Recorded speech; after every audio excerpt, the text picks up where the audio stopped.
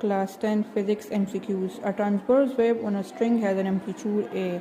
At any spot on a string is colored red. If as one cycle of the wave passes by, what is the total distance traveled by the red spot? अच्छा amplitude A है, हमने इसका एक portion को red colour कर लिया ना, तो अब पूरा साइकिल पास होगा हमारे पास, तो पूरे साइकिल के बाद हमारे पास एम्पलीट्यूड कितना आएगा, तो ये 4A आ जाएगा। ठीक है, एक साइकिल में 4A आएगा।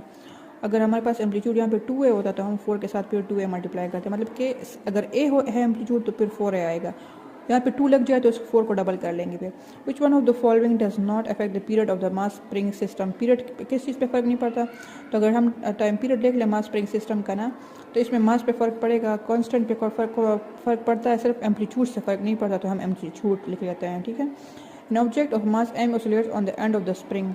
To double the period, replace the object with one of mass.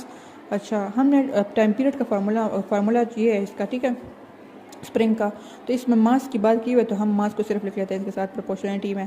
अब हमें टाइम पीरियड 2 चाहिए। 2 कब आएगा, जब हम मास की जगह 4 पुट करेंगे, तो ये 4 वैल्यू है इसकी। अच्छा, अब आ जाते हैं। A car mounted on a shock absorber is like a smart spring system. If we ignore the damping, how will the frequency of the oscillation change if passenger और heavy weight are added to the car? The frequency पे क्या फ़र्क पड़ेगा? अगर mass spring system है, हमारे पास shock absorber है, उसमें हम एक्स्ट्रा वेट ऐड कर लें, तो फ्रीक्वेंसी शॉक एब्जॉर्बर की या मास स्प्रिंग सिस्टम की है।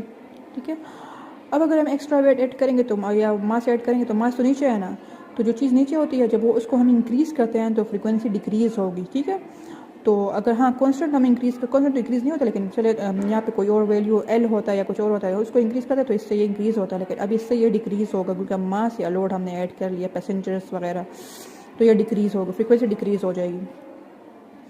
If the pendulum completes exactly 12 cycle in 2 minutes. अच्छा, इतने साइकिल इतने मिनट में कर लिया तो हमारे पास फ्रीक्वेंसी क्या होगी, तो इसका ये फॉर्मूला 12/2 मल्टीप्लाई 6। 2 मल्टीप्लाई 6 इसलिए किया क्योंकि हमने मिनट्स को सेकंड में कन्वर्ट किया है, तो इससे हमारे पास आंसर आएगा 0.10। अच्छा, certain pendulum has an iron bob. When the iron bob is replace with the lead bob of the time the same size, its time period जो है, अब लेड बॉब का वेट डिफरेंट है, आयरन बॉब का different है। पहले iron bob था, lead bob कर दिया, तो मास इस पर टाइम पीरियड पे क्या फ़र्क पड़ेगा? टाइम पीरियड पे कोई फ़र्क नहीं पड़ेगा क्योंकि टाइम पीरियड का फार्मूला ये, इसमें मास नहीं आया हुआ, तो सेम। वेव ट्रांसपोर्ट, वेव किस चीज़ को ट्रांसपोर्ट करता है? Energy but not matter. ठीक है, the bending of wave around the edges of obstacle is, इसको डायफ्रेक्शन कहते हैं।